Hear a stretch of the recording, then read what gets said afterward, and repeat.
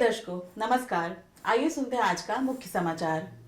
Cell RSP में plate मिल की top universal spindle machine की बियरिंग शीट का सफल मरम्मत। सेल राउरकेला इस्पात संयंत्र में धातु उद्योगों में स्थिरता पर अंतर्राष्ट्रीय सम्मेलन में विचार मंथन सत्र और तकनीकी वार्ता आयोजित।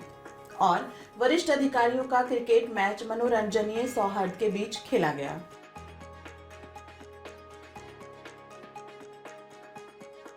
अब समाचार विस्तार से। सेल राउरकेला इस्पात संयंत्र के मैकेनिकल शॉप कर्मी समूह का एक दल अपने समर्पण, प्रतिबद्धता और निपुणता प्रदर्शित करते हुए कई अड़चनों के बावजूद प्लेट मिल की टॉप यूनिवर्सल स्पिंडल मशीन की एक वियरिंग शीट को सफलतापूर्वक पुनर्निर्मित किया है।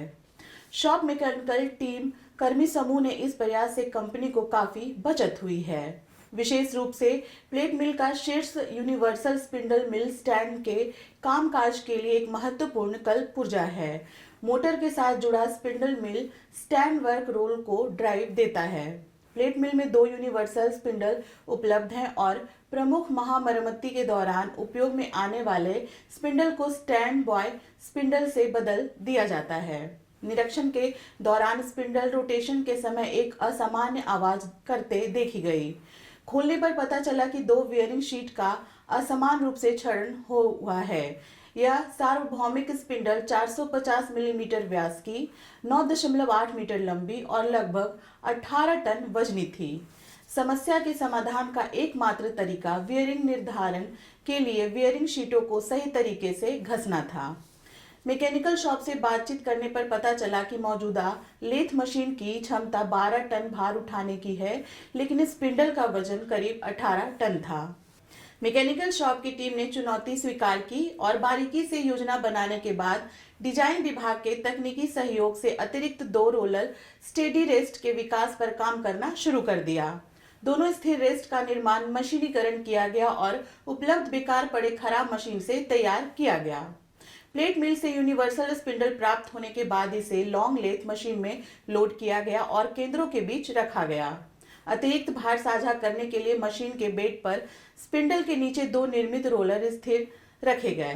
कार्य व्यवस्थित रीति से हो गई थी और मशीनिंग और ग्राइंडिंग के लिए उपयुक्त टूलिंग की व्यवस्था की गई थी। अब एक बियरिंग सीट की टर्निंग का कार्य पूरा हो चुका है और दूसरी बियरिंग सीट का टर्निंग का काम जल्द ही पूरा हो जाएगा। टर्निंग ऑपरेशन पूरा होने के बाद बेयरिंग फिक्सेशन के लिए वांछित सतह फिनिश प्राप्त करने के लिए मशीन के ग्राइंडिंग अटैचमेंट की मदद से दोनों बेयरिंग सीटों की ग्राइंडिंग की जाएगी। उल्लेखनीय है कि एक नए स्पिंडल की लागत लगभग 1.3 करोड़ रुपए है और कुल खरीद कार्रवाई को पूरा करने के लिए न्यूनतम 1 वर्ष का समय आवश्यक है। मौजूदा स्पेयर की घरेलू मरम्मत लागत 40 लाख रुपए है। शॉप मैकेनिकल का उद्यमशील कार्य, जिसके एक और सप्ताह में पूरा होने की उम्मीद है, आरएसपी के लिए कम से कम 40 लाख रुपए की पर्याप्त बचत अर्जित करेगा। सेल राउरकेला इस्पात संयंत्र के इंडो जर्मन क्लब में 2 एवं 3 फरवरी 2024 को धातु उद्योगों में स्थिरता पर आयोजित 2 दिवसीय राष्ट्रीय सम्मेलन में विचार मंथन सत्र, तकनीकी वार्ता, विचारों और सर्वोत्तम प्रक्रियाओं का आदान प्रदान किया गया।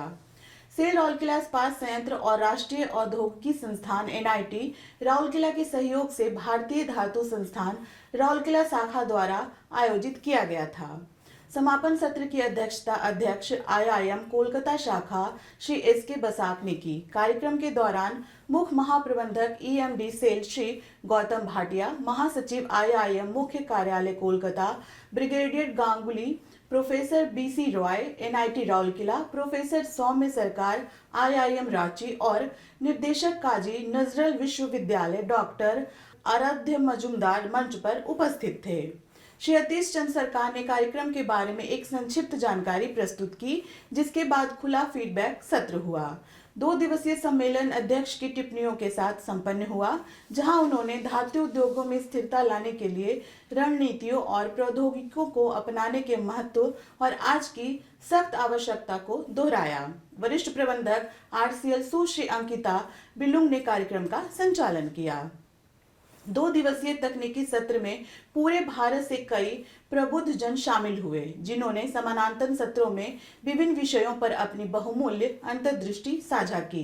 पहले दिन जिन विषयों को शामिल किया गया उनमें सिंटरिंग प्रक्रिया में ग्रीन प्लेट, धातु और खनन की प्रवृत्ति, हरित प्रौद्योगिकी में हाइड्रोजन की भूमिका, टीआरएल क्रोशाकी रिफ्रैक्टरीज द्वारा ग्रीन स्टील बनाने की पहल, उर्वरक के रूप में बीओएफ स्लैग का उपयोग, एल्यूमीनियम के बिना स्टील ग्रेड में एल्यूमीनियम इंजेक्शन द्वारा एल्यूमीनियम की खपत को कम करना, लेकर स्प्रे तकनीक, कोक बनाने में कोक ओवन अपशिष्ट का उपयोग और सतत विकास में ऊर्जा प्रबंधन शामिल थे।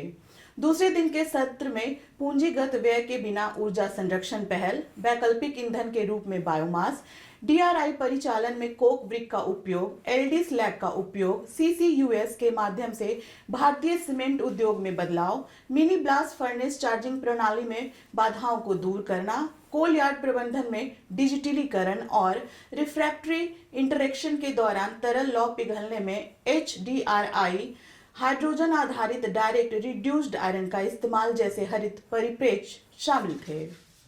इस्पात स्टेडियम में 4 फरवरी को मनोरंजन और सौहार्द के बीच वरिष्ठ अधिकारियों का क्रिकेट मैच आयोजित किया गया था।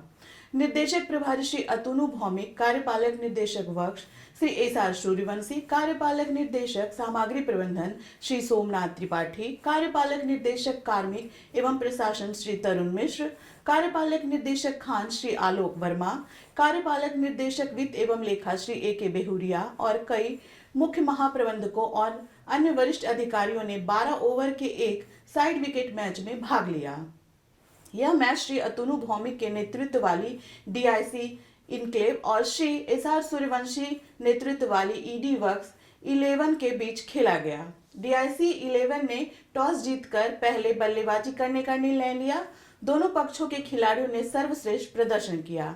मैच में बैटिंग, बॉलिंग, फील्डिंग और कैच के कुछ बेहतरीन उदाहरण देखने को मिले। कड़े मुकाबले में डीआईसी 11 की टीम विजेता रही। सर्वश्रेष्ठ गेंदबाज का खिताब कार्यपालक निदेशक खार श्री आलोक वर्मा को मिला, जो ईडी वर्क्स 11 टीम के लिए खेल रहे थे। सहायक महाप्रबंधक डीआईसी सचिवालय श्री प्रकाश महाराणा ने डीआईसी 11 में खेलते हुए सर्वश्रेष्ठ बल्लेबाज की ट्रॉफी जीती, जबकि ईडी वर्क्स 11 टीम के वरिष्ठ प्रबंधक ईडी वर्क्स सचिवालय श्री रिकी अग्रवाल को मैन ऑफ द मैच घोषित किया गया। श्री अतुनु भौमिक और दीपिका महिला संगति की अध्यक्षा श्रीमती सीमा देव भौमिक द्वारा पुरस्कार प्रदान किए गए। इस अवसर पर दीपिका महिला संगति की दोनों उपाध्यक्षाएं श्रीमती प्रभाती मिश्र और श्रीमती नर्मदा वर्मा और कई अन्य वरिष्ठ अधिकारियों की पत्नियां भी उपस्थित थीं।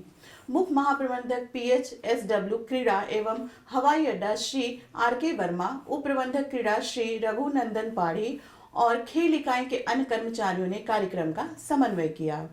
उप महाप्रबंधक सीएनआईटी श्री फर्राज अब्बासी और एमओएमटी एसएमएस 2 श्री छायाकांत त्रिपाठी अंपायर थे, जबकि ओसीटी तकनीकी सीएनआईटी श्री देवानंद भोई स्कोरर थे। महाप्रबंधक प्रभारी सामग्री प्रबंधन क्रय श्री विरदी करनैल सिंह और महाप्रबंधक टीएनआरएम श्री के भुआन और महाप्रबंधक जनसंपर्क एवं संचार मुख्य श्रीमती अर्चना सपति कमेंटेटर थी। आज के हिंदी समाचार में बस इतना ही। नमस्कार।